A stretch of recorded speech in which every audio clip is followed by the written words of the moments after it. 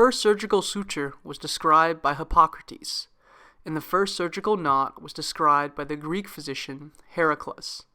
It is a knot that is simple to learn, but is also able to hold the tension of the wound.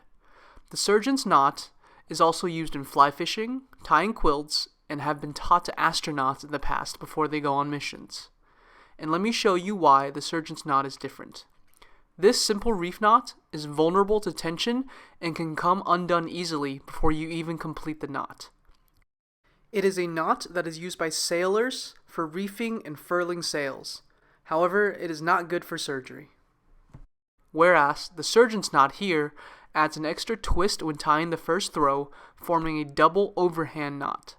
The additional turn provides more friction and can reduce loosening while the second half of the knot is tied.